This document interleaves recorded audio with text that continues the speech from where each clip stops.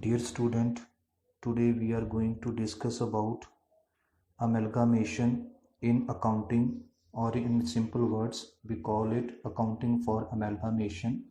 In this presentation I elaborate on meaning of amalgamation, what are the advantages and disadvantages of amalgamation, why companies are going into amalgamation. So let's discuss about the meaning of amalgamation. Amalgamation is nothing but when the situation when two or more companies becoming one, whereas absorption is the process in which one powerful company take over the control of the weaker company.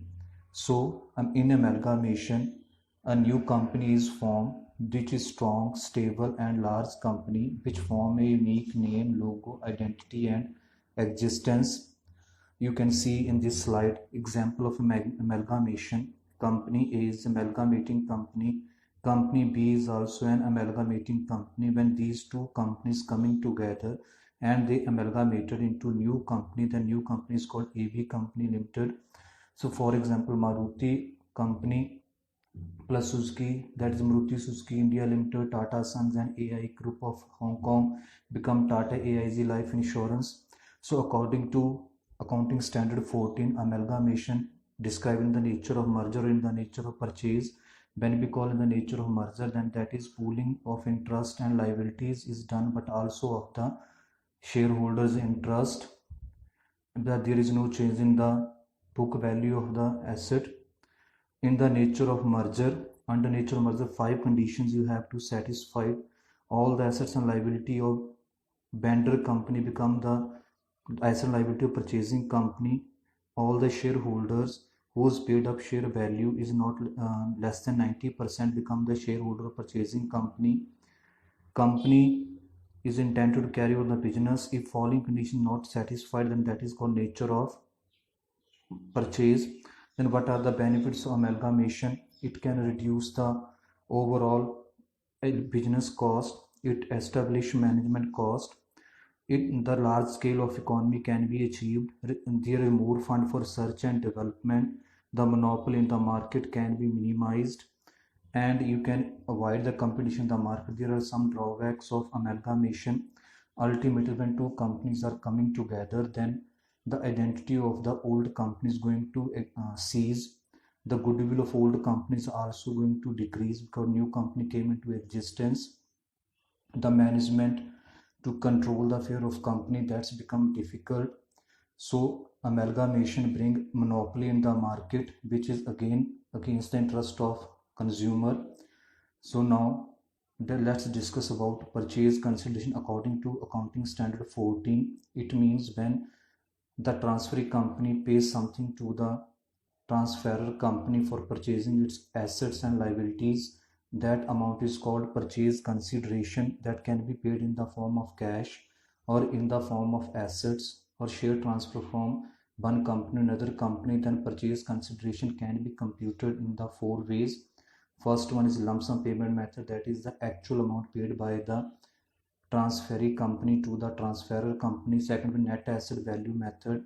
Under this, purchase consideration is equal to value of asset taken over minus value of liabilities undertaken. Then if aggregate value of asset is not given, then that is value of book value of asset. Next one is net payment method. Under this net payment method, first you have to compute amount of equity shares, that is computed by number of shares into issue price, or you can say face value of shares, amount of preference share, that is, and along with amount of debentures. So under net payment method is the cash paid for shareholder, that is the amount of payment method. Next one is exchange rate method, that is also called intrinsic value method. So this method is based on exchange ratio between the share of the transferor company and transferee company. That is clear from the given example, where the purchase consideration is the amount into multiply the face value, that is 90,000 shares you have to purchase under purchase consideration. Then what are the entries in the books of transferor company who is going to be liquidated? First is transfer of asset to the realization account. So realization account is just like nominal account. Realization account debit to sundry assets. Asset you have to record it on the respected book values.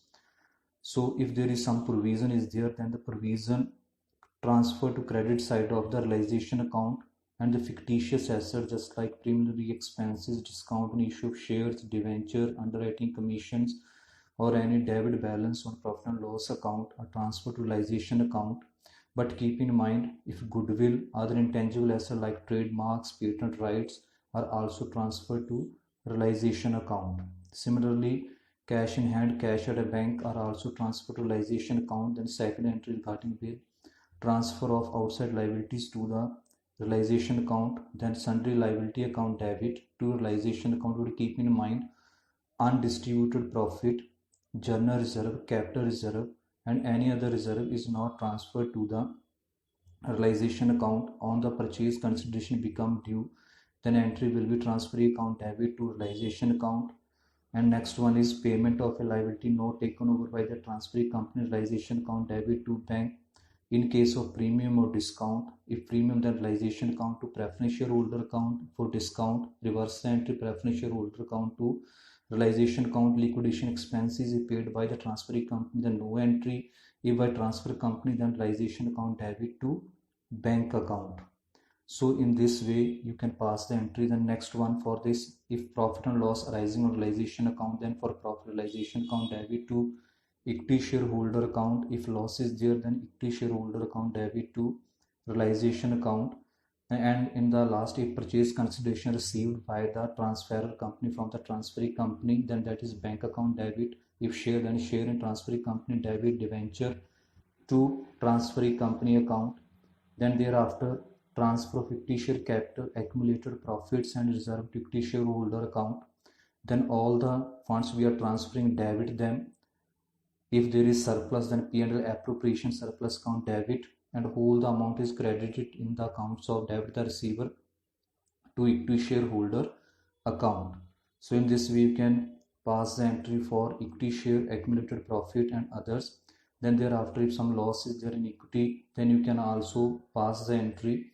Then thereafter, payment to equity shareholder. When we make the payment to equity shareholder, then debit the receiver account debit to equity shares in transferee company, to preference shares in transferee company, to debentures in transferee company.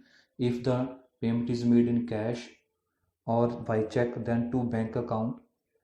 Then in the books of transferor company, we prepare three accounts. One is realization account, second one is transferee company account, and third one is equity shareholder account. Whereas the realization account is nominal in nature, all the expenses and losses and all the incomes and gains are shown in this. Then books of transferee company. Then transferee company can be prepared in the books, the nature of purchase and nature of merger. First we discussing the nature of purchase. So when purchase consideration is due, business purchase account debit to liquidator of the transfer account. Asset and liability are recorded, then all asset debit to liabilities. If goodwill, then debit. If there is balance on credit side, then to capital reserve or to business purchase account. Then you have to keep in mind three things where you passing the entry for assets and liabilities.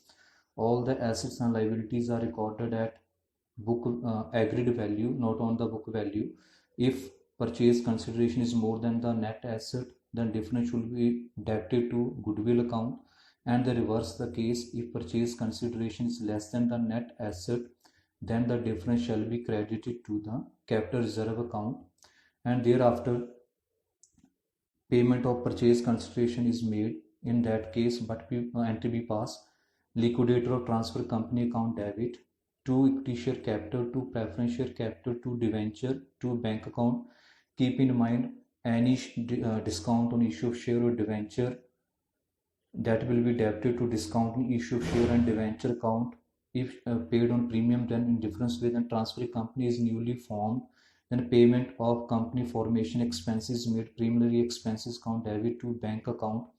If in the question goodwill and capital reserve account is given, then goodwill should be written off by debiting to capital reserve account. Then what we have passed into capital reserve account debit to goodwill account. And last, the payment of liability by the transferee company via paid past the entry. Then books of transferee company. In the case of merger, first you have to make for purchase consideration due business purchase account debit to liquidator of the transferor company. Second, for recording assets, liability and reserve and surplus, all assets debit individually pass the entry to sundry liability individual, to business account, to reserve account, to profit and loss account if surplus there. Then keep in mind asset and liabilities are recorded at the book value. If purchase consideration is more than the share capital of the transferor company, then that is transferred to capital reserve. If purchase consideration is less than the share capital of the transferor company, then difference is the capital profit and that is credited to the capital reserve account. So I hope so you understand the content of the presentation. Then third one is payment of purchase consideration. Similar entry to pass out earlier we are passed in nature of merger. Liquidator of that transferor company account debit to equity share capital account, to preference share capital account, to debenture if in cash to bank account.